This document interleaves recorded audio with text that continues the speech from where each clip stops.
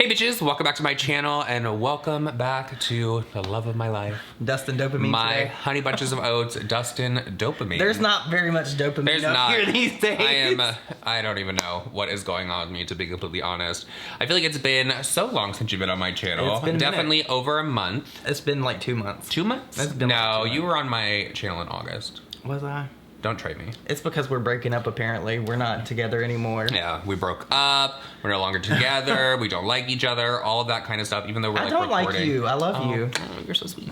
So sweet. But I wanted to come on here and talk about Without a Crystal Ball, Without a Pot to Piss in one more time, because Tati... Without a leg to stand on. Tati, a lot of people are wondering what she was talking about over on her Instagram story, because she did kind of like, not an Instagram rant, it was more of like an update where she said that she wanted to be able to sit down with everyone and be more open and more candid. You know how influencers do. Tati was doing that thing that Tati does where she's gonna touch on something but not really touch on it. Like, I'm gonna say some shit but I'm not gonna say anything. Well, she said that she would love to be able to share with people this emotional roller coaster that she's been on for the past like year and a half, 2 years, however long it's been. And she was referring to legal stuff that was going on. Now, we all know that Without a Crystal Ball, Without a Pot to Piss in, was in a lot of legal trouble when it came to Tati. And then that whole thing, I guess, has been settled. Without a Crystal Ball, like, threw people under the bus, all that kind of stuff, which in my opinion, just my opinion, was more so what Tati wanted out of that anyway. She wanted to get more information about a certain someone for a different lawsuit that was going on, because, you know, there was a lawsuit with Halo Beauty, that Clark Swanson guy, whatever his name is, and I think that's what Tati was talking about on her Instagram story, because she was like, it's been an emotional roller coaster. I would love to tell you guys what's happening with Tati Beauty, and as well as with Halo Beauty, which I'm still gonna say it here on this channel. Those Halo Beauty pills. Oh, kiwi? Those kiwi pills are good. I don't have any on hand.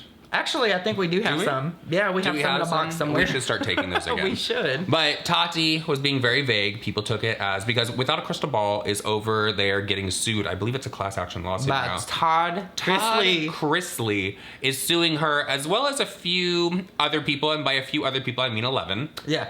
11 other people. We need to actually give credit where it's due. If you guys don't watch Renelle Smith, so she stays so up to date on this whole without a leg to stand on thing. I have to say, like, during this whole like time that I've been kind of taking time off from YouTube, there's been a few people that I've been keeping up with on YouTube just to like keep my sanity and like the drama sphere or whatever. And Renelle Smith is definitely one, because she puts out those like 30-minute videos and their reactions and she's to live not afraid streams. to say anything. No, she doesn't care. She's like, she's like, in my opinion, f you, and she'll just keep going. But Katie Joy is getting sued by Todd Chrisley and 11 other people. And I believe, I don't know this for a fact, but I think that someone else that's suing her might be another reality TV person. Oh. From a show on TLC? That's one thing. Lifetime? Like, people don't get it. Like, we get on here and we talk about YouTubers, and YouTubers threaten to sue all the time, but most of the time they have no legal ground. But like with these reality stars that have so much money,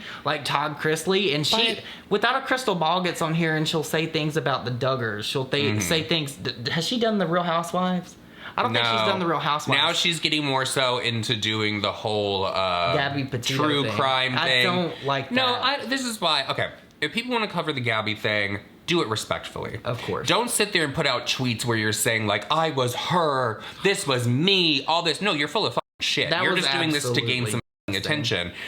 She also claimed that the FBI and the police came to her house because someone took what she was saying on her YouTube video as she was helping, and she was like aiding and abetting, like all that kind of stuff. This Brian guy, which people found out later that she was full of shit once again, as per usual, and she hasn't had the police to her house since like December 2020. I don't know if she is collecting lawsuits as if it's like something, maybe she has like a little tally board on her wall, and she's like, okay, so we had this one with Tati, now we have Todd Chrisley. Oh shit, here's 11 other people. Maybe she has a binder, like, you know how people will put their like Pokemon cards in, and she just puts pictures of them and she flips through them.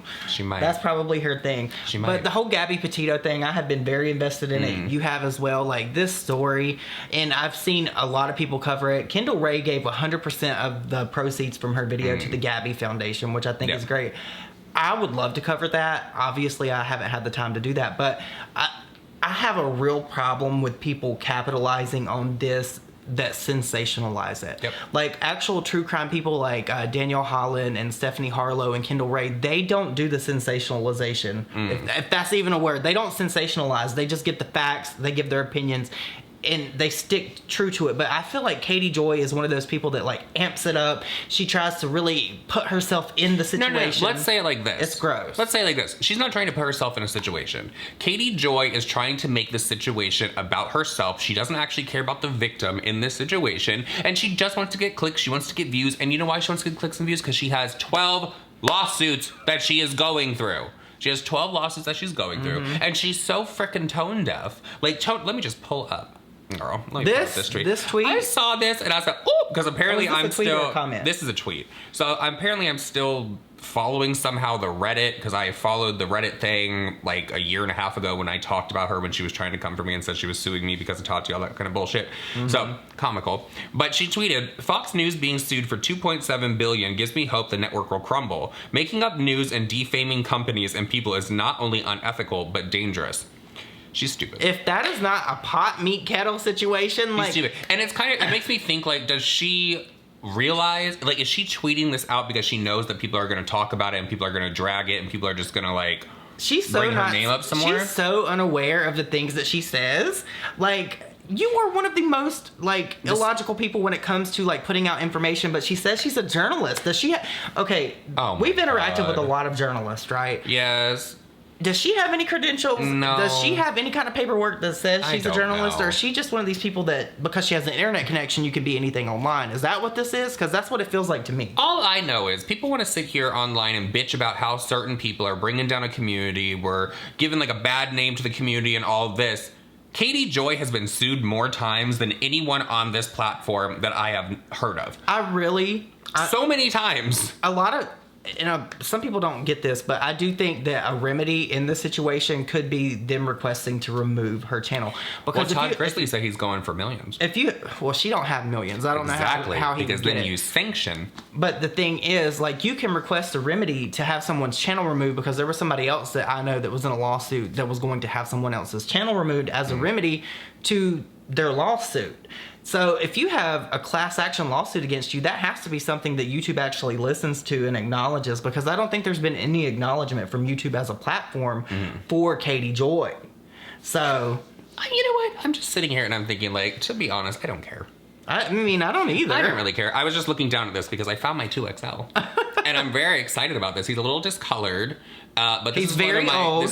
He's very old. This I had as a kid, and he was my favorite toy. And I found him. How do we turn him on? I don't know, but do you remember the brand Tiger? Oh. Tiger made all the cool toys back in the day. I don't remember the brand. They made the Yak Back. They made the 2XL. Okay, can we talk about the Yak Back? Because I loved that Yak Back. I wanted that Yak Back so much, and my brother took it from me one time, and I threw a book at him. I had the Talk Boy tape recorder. I had like Home Alone. I wanted that too. I always wanted that. My mom and dad got it after it came out. Tiger was at the top of their game. I wonder what happened to them as a brand. Like, I wonder if they're even still around. I wonder if they got bought. Like, if someone purchased them and just like switched the name. It's probably like a brand underneath. Another one. You can see he's like really discolored. He's very retro. I tweeted out the other day because he is discolored, and a lot of people told me that you could like soak this and different things. I would like to see if there's somebody that we could reach out to that's a YouTuber that we could send it to and maybe pay or do like maybe a collab type of thing where we can get them restored, because you can't find these things like this anymore. Well, really. you know, if no one knows what 2XL was, you can kind of see. I'll take the tape out. Pop the tape Nick out. was very sad. He thought that it wasn't working. I thought it wasn't working, and I'm actually very surprised because there were batteries left in this since I was a kid, and it's just been like sitting around somewhere. So I was really expecting the batteries to have, just corrode, but they didn't. And if you don't know what 2XL is, these tapes would come with him, and you would have to answer questions at the bottom. So it was like a learning device. Wait, do they make 2XL? I don't. Is there like a new version of 2XL? Because I know there was a version before this one that just looked like a box. Yeah, no, there's not. This is like the cool one. I didn't have the 2XL. I don't think. Maybe I did, but I know for sure that I had a Teddy Ruxpin that had like the little tape that you put in his back. No, the bear creeped me out.